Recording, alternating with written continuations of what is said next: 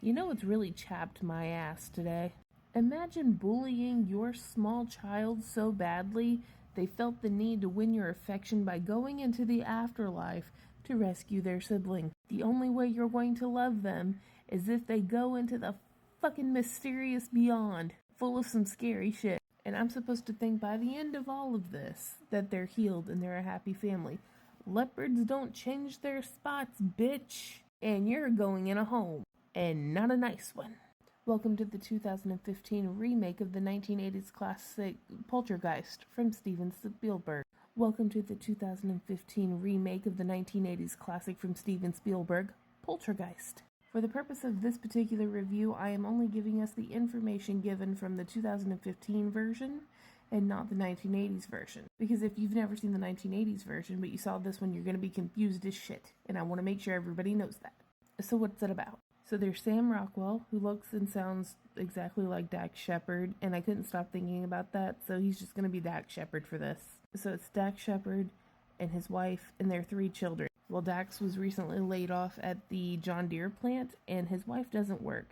And he specifically says that she's not going to work so that she can work on her book, even though she doesn't do that the entire film. Which she does admit to. She's like, yeah, that book's not getting written. I haven't written anything since we've been here. But also, I didn't see one bookcase throughout the whole movie. I don't think I even saw a book, but definitely not a bookcase. Moving on. So neither of them have jobs, but they were approved for a 4-bedroom house. One of those bedrooms being a partially renovated attic. And plus the attic bedroom has a giant skylight right over the bed. So who did we put in there? Not the oldest. You know who would probably enjoy that.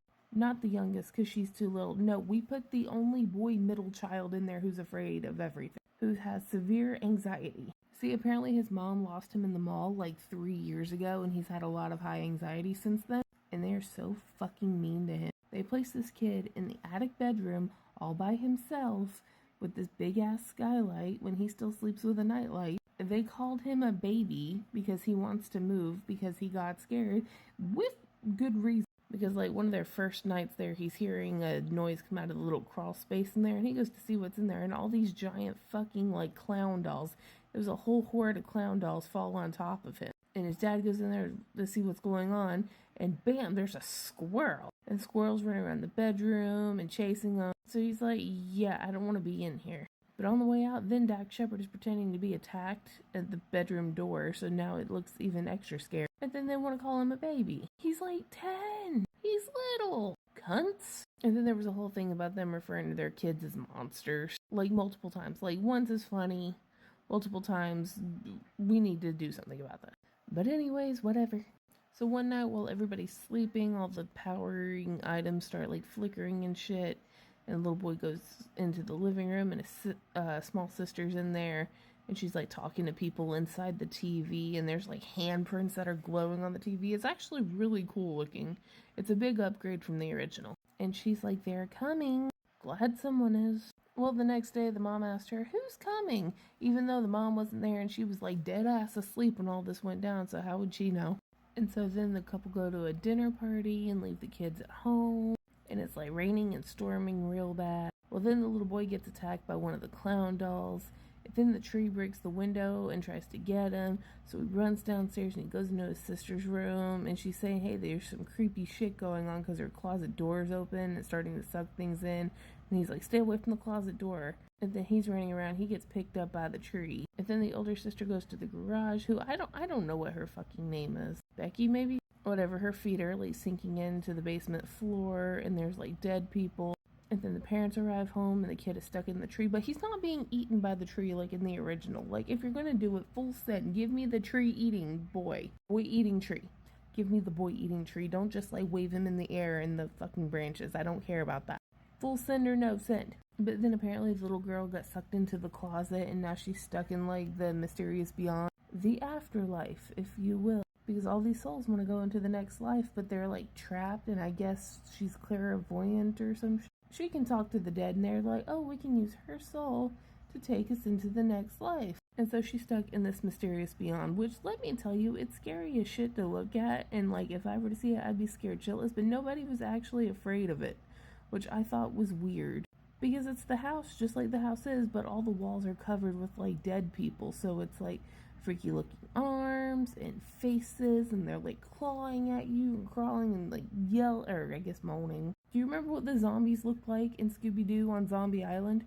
Picture all of them just like stapled to your wall. But nobody seemed concerned about that. So anyways, the parents hired these paranormal researchers that were at, I guess, a college nearby. They didn't specify. Well, it's them, and then so now the paranormal team, and then they teamed up with like this Irish priest who's supposed to be kind of sort of like Zach Baggins. They were all getting together and we're trying to figure out how to get the little girl out, which the idea was to anchor a rope, throw it into the closet. They could follow it down, grab her, and come back and get pulled back up. And the adults were all arguing as to who should go. But the little boy's like, I have to save her because I didn't help her last time because I was scared. Little boy, you were 10 years old. You do not have to make these grown-up decisions because the adults in your life failed you. So they get her out and they leave the house because the house is haunted. They may have said why the house was haunted in this one, but I guess I missed that. I mean, I know in the 1980s one, it's because they built the housing development on top of an indigenous burial ground. I'm not saying it's right, I'm saying that's what they explained it. But I don't think they explained it here, they just fucking showed up. And then they tried to get away by getting in the minivan, and the ghost flipped the minivan and shoved it through the house. Which, you know, I always wondered how insurance would work on the house disappearing in the first Poltergeist. But this one really takes the cake, because the fucking ghost flipped the minivan over and shoved it through the front window. Which means he made it look like they drove the minivan through the house. Their own car through the house. I don't know if insurance will pay for that. Especially at a particular speed. Like, is that gonna look like fraud? Is it gonna look self-made? But then the priest gets sucked into the nether realms. And then they leave. And they try to buy a house. But they won't buy a house with extra closets or a big tree. Even the tree. The only thing the tree did was like wave the boy around. He didn't try to eat him. But that's it. That's the whole movie. The end. Did I like it? See, that's the point we're coming to. Hear me out. It's not even so much that the movie is bad, it's that it's a complete waste. You had the foundational premise from the 80s, you had some cool ass effects in here. I thought it was a really fun play on how the haunting would look, especially in modern times. But you have the worst fucking characters. My God. You have two adults who hate their children, and that's all we got out of that. And what really blows my mind on that one is that in the 1980s version, they make a point of Craig T. Nelson saying that they never hit their kids. That was like a really big deal when they're trying to get Carol Ann's attention. Which, it's the 1980s. That is progressive parenting for the time being, I think. They gave us an entire spiel about them both being unemployed, but it does nothing. It goes nowhere. It's not important. Don't ask what happens after that because we don't know. Oh, I'm sorry, we do know. They're going house shopping again. We have the oldest sister who's mean to everybody until the very end after all of this has gone down. Which, like, okay, whatever, it doesn't mean anything. It's just a stereotype that's been done to fucking death. Give me somebody who actually likes their family. I promise they're out there.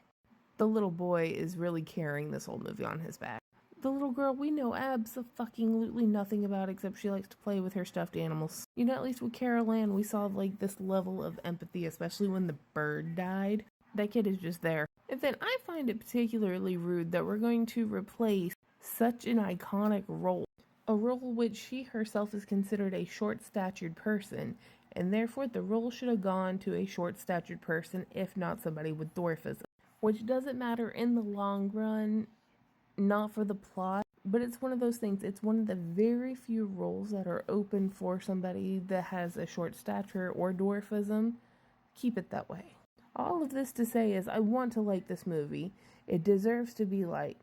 But I can't like this movie because somebody dropped the fucking ball on character development. Not only did they drop the ball, they threw it out the window and then lit it on fire. Which means you're getting even more points off for wasting the potential that this could have had. That it did have. Would they have rescued the little boy out of the closet? I don't think so. So it is a solid 5 for mid. You've got mid characters giving very mid performances except that little boy. Utter fucking waste. 5 out of 5. Okay, bye. Come little children, I'll take thee away into the house full of dead things.